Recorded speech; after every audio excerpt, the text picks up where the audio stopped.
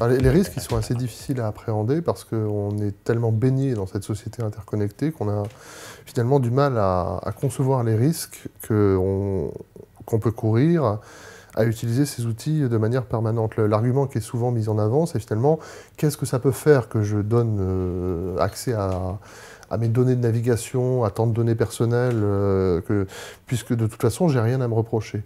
Mais en disant ça, ça veut dire qu'on estime qu'on se situe dans une forme de norme sociale ou politique ou culturelle qu'on détermine finalement de manière très aléatoire, parce qu'en fait, il faut savoir qui détermine exactement cette norme, et cette norme, elle peut être amenée à changer, et finalement, est-ce qu'on n'est pas susceptible de se retrouver hors de la norme à un moment, et justement en but au pouvoir public ou au pouvoir social. Enfin, c'est un peu finalement la problématique des grands écrivains du totalitarisme, d'Orwell, c'est-à-dire que les gens qui sont victimes d'une répression totalitaire ne comprennent pas les règles qui les répriment.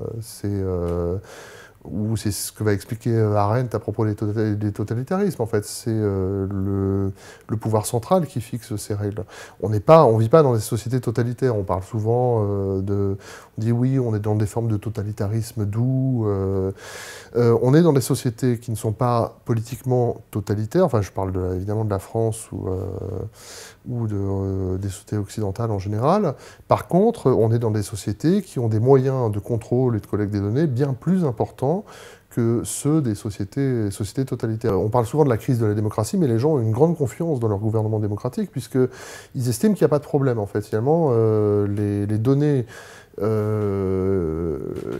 qu'ils acceptent de livrer sur Internet sont collectées par des entreprises privées et sont possiblement collectées aussi par des autorités publiques qui peuvent en faire à peu près ce qu'elles veulent.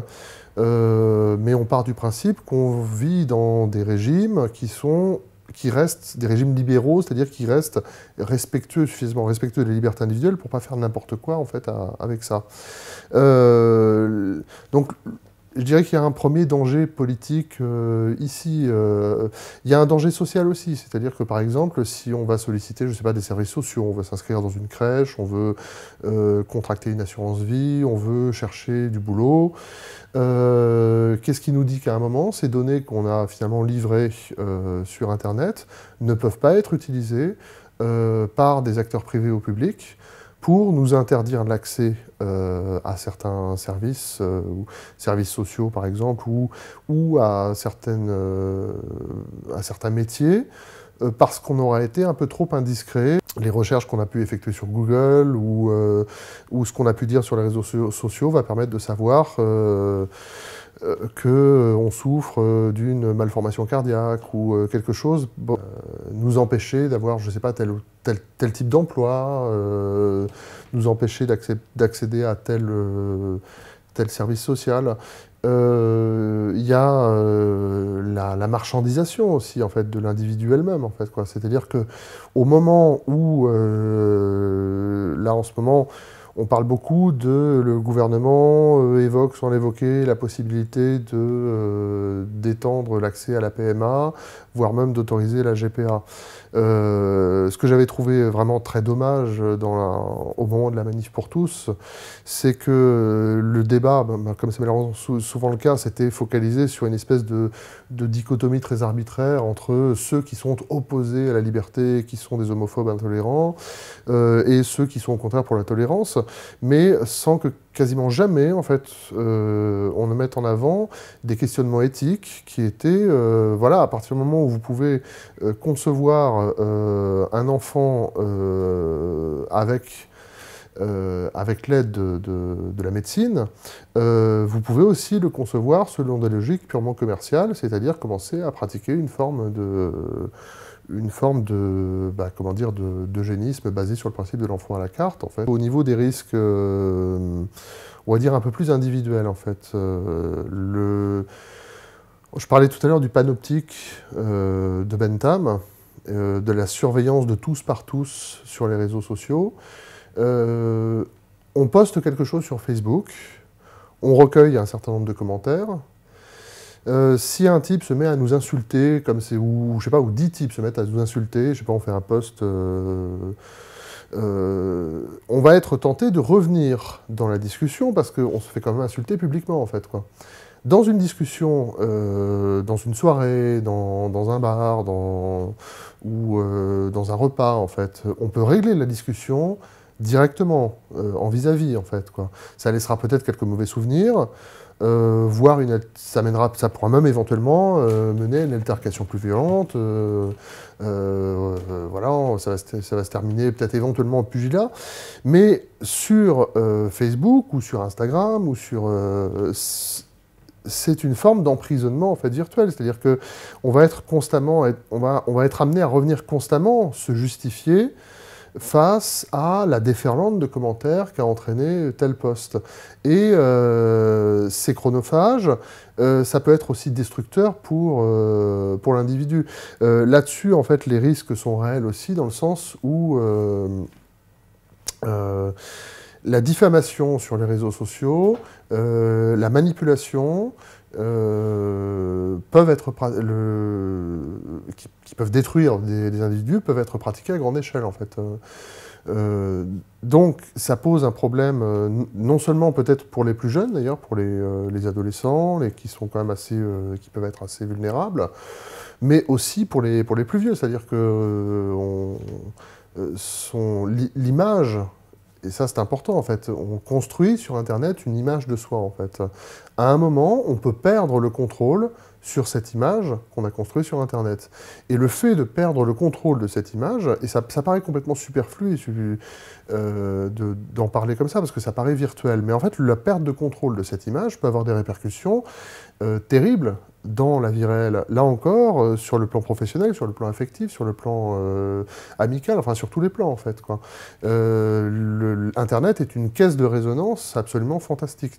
Ce qu'on y fait, ce qu'on y écrit, ce qu'on y dit, laisse des traces durables et laisse des traces qui sont potentiellement vues par des milliers, voire, si on est très connu, par des millions de personnes, quoi. Mais des milliers déjà, ou même des centaines, ça suffit, en fait, quoi. Autre risque encore, celui du piratage informatique. C'est-à-dire que les hackers du temps du film, comment s'appelait ce film avec War Games, film sorti à la fin des années 80, qui était assez sympathique, où on voit un teenager américain, en fait, qui est un petit génie du hacking. C'est encore le hacking de la fin des années 80 ou des années 90, quoi, où il y a un type qui tape des lignes de code sur un fond noir en vert et qui réussit à prendre le contrôle des superordinateurs de la CIA ou de l'armée américaine. Aujourd'hui, en fait, le hacking, enfin le piratage informatique, c'est devenu un commerce et une industrie, quoi. C'est-à-dire que tout à l'heure, on parlait de Tor. Sur Tor, on parlait des activités illégales. J'en ai pas évoqué une, c'est le piratage. Il y a sur Tor des dizaines et des dizaines de forums sur lesquels s'échangent des identifiants bancaires, des identifiants mail, toutes sortes de données personnelles, également des transcriptions de discussions de comités d'entreprise, toutes sortes de choses qui se vendent très cher. Et c'est pas juste quelques petits hackers en fait qui s'amusent à pirater le mail du voisin. C'est vraiment un commerce où on vend des dizaines de milliers d'identifiants mail, d'identifiants bancaires. Là encore, pour l'individu, ça peut être potentiellement destructeur. C'est-à-dire que prendre le contrôle de la caméra d'un ordinateur, voire même prendre le contrôle d'un ordinateur, c'est pas si difficile que ça, en fait, à faire, quoi. Certes, il y a des logiciels qui permettent de le faire et donc qui permettent, à l'insu même de l'utilisateur, je sais pas, de le filmer, de l'écouter, de repérer, enfin d'enregistrer les mots de passe qu'il tape sur son clavier, puis ensuite d'avoir accès à ses mails, etc., etc. Au fur et à mesure qu'on entre dans une utilisation de plus en plus intensive d'Internet, et au fur et à mesure qu'on est plongé dans une société de plus en plus interconnectée, on est toujours plus vulnérable à ce type d'attaque. Et le problème, c'est qu'il faut, pour s'en protéger, développer des compétences techniques qui feraient de nous finalement des informaticiens aguerris en même temps que des paranos complets en fait, quoi. Personne en fait n'a les moyens ni le temps à moins d'être un informaticien aguerri et un parano fini, en fait, quoi. Mais personne n'a les moyens et le temps, du moins, comme vous et moi, les citoyens lambda, comment dire, de développer ce type de compétences. Donc ça veut dire qu'en fait, on est de plus en plus vulnérable aussi à ce type d'attaques qui peuvent faire très mal, parce que on a quand même beaucoup de notre vie sur Internet. Enfin, les comptes bancaires, les mails, les réseaux sociaux, toute notre utilisation quotidienne nous rend extrêmement vulnérables. Donc voilà, je verrai les dangers en fait ici. C'est-à-dire au niveau politique, cette collecte massive de données, ça met quand même dans les mains de grandes entreprises ou de gouvernements un moyen de fichage des individus quand même très efficace. Je dirais même que les entreprises privées ont des moyens de fichage des individus plus efficaces que les gouvernements eux-mêmes. Sur le plan individuel, la réputation en fait, qui se construit sur les réseaux sociaux peut se retourner, peut être salie. Enfin, il suffit de voir Twitter, par exemple, à quel point aujourd'hui les politiques sont obligés peuvent se ramasser sur un tweet malheureux. Ou alors les exploiter avec génie, comme ça a été le cas de Trump pendant sa campagne électorale, qui a su exactement comment exploiter, en fait, exister politiquement grâce à Twitter. Et sur le plan sécuritaire, l'extension du piratage informatique, quand je dis extension, les attaques de avril-mai 2017, ça a touché presque 200 000 ordinateurs utilisateurs et des institutions comme la Banque de Russie ou le système on va appeler ça le ministère de la Santé britannique, en fait, qui ont été bloqués pendant plusieurs heures en fait, par des attaques informatiques dont l'ampleur n'avait jamais été vue jusqu'alors. En fait. Donc, il y a quand même des dangers qui sont réels, mais qu'on a du mal à réaliser parce qu'on est la tête dans le guidon, en fait, quelque part, et parce que la technicité nous empêche aussi peut-être d'en prendre complètement conscience, et parce que aussi l'ampleur, finalement, de ces dangers est suffisamment importante pour qu'on n'arrive pas, finalement, à réaliser ces risques.